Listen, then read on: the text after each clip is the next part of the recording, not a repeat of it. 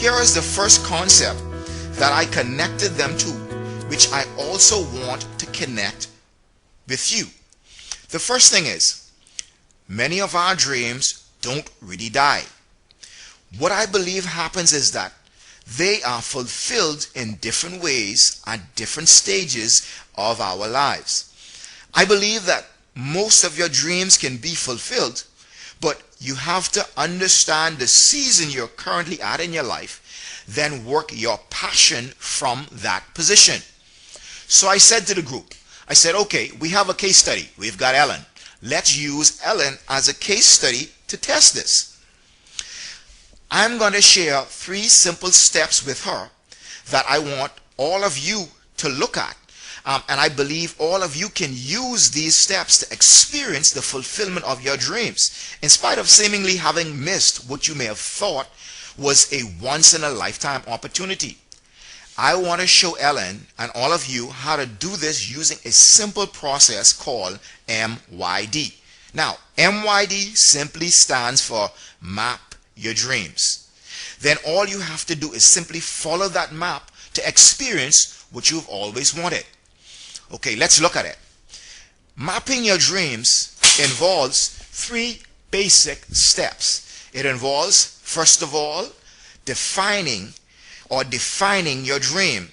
The second step, it involves decoding your dream experience. And the third step, it involves discerning and living out your new possibilities. So let's take a look at step 1, defining your dream. This is where you simply define what your dream really is. Okay, you know by now that Ellen's dream was to be a nurse, right? So we started off by helping her better define what a nurse really was, what it meant to her. I wanted to help her put her dream into personal context, because I found that when you personalize what you want, it becomes easier to acquire. So Ellen's personalized definition was simply someone who helps others feel better, live better, and enjoy a better quality of life. To her, it was someone who gave others hope. Wow, that was simple, right? Let's take a look at step 2. Step 2 is about decoding your dream experience. This is where you simply define the experience you want, which you believe your dream would have produced in your life. Here's how it works. I want you to think about life for a moment. What is life really about? Well, life is the sum total of our experiences.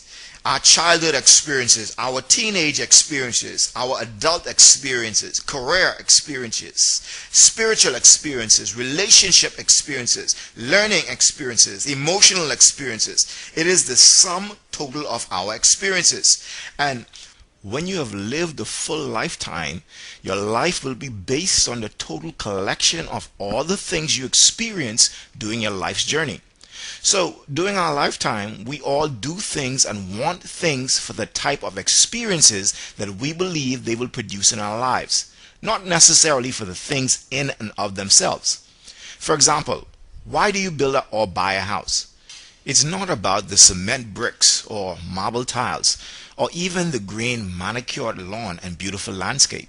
You do it simply because you want to enjoy the experience of probably raising your kids in an environment you control, or maybe having some place to come home to refresh yourself after a long day, or having a place where you can enjoy meaningful relationships with family and friends in an atmosphere that you design. The point is that we all do it for the experience. So let's unlock the experiences behind your dreams. When we looked at the experiences that Ellen wanted nursing to produce in her life, we found a few things. We found that she wanted to experience touching the lives of others to help them become better. She wanted to experience meeting new people. She wanted to experience helping relieve someone's pain. She wanted to experience a sense of meaning in her life by doing something that she was passionate about. She wanted to experience a sense of satisfaction in her life by seeing others get well and knowing that she helped. And she wanted to experience a sense of significance in her life by knowing that she mattered. Once we understood this, and we understood the experiences that Ellen wanted in her life, all we had to do was to help her figure out how to live out those same experiences from the place in her life that she was already at.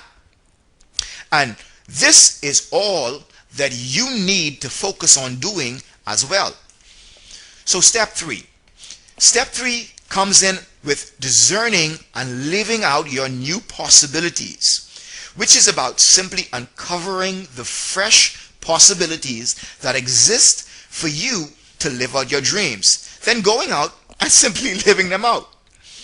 First of all, Ellen had to choose between what was possible and what was not. For example, she probably was not going to go back to school, and when we talked to her about it, she had already made a decision that she was not going to go back to school at her age. So she wasn't going to school to become a registered nurse because she didn't want to. But the possibility of her serving others and finding happiness was alive and well. You see, the key to this was that once she understood where she was at in her life, she could plot a course from that point. The next thing Ellen had to do was she needed to open up herself to see the vast amount of possibilities for living her dreams. She had to move from the position of what could have been to what can be. And finally, the third thing that we taught her is that what she needed to do was to work to enjoy the same experiences she always wanted, but through different channels. Now, it's simply called creative happiness. Well, in the end, here's what happened to Ellen. A few days later, Ellen came back and she shared with the group that she took the initiative and she went to the local hospital and asked if she could somehow donate a few hours of her time per week in some area. The hospital staff was elated that someone was interested in taking the time to help and to care for others. And after talking to Ellen and fully checking her out, they found that she enjoyed working with small kids. So Ellen went in, and being a grandmother herself, the children in that area that were being treated, they enjoyed her company, and the hospital staff was so pleased that after a few days, they wanted to find a permanent position for her. The joy she brought to the children somehow made them got better faster. So here's the point. Life is all about contribution. So the real question is, what can you use your life to do? Or who can you impact and positively influence? Or whose life can you make a difference in?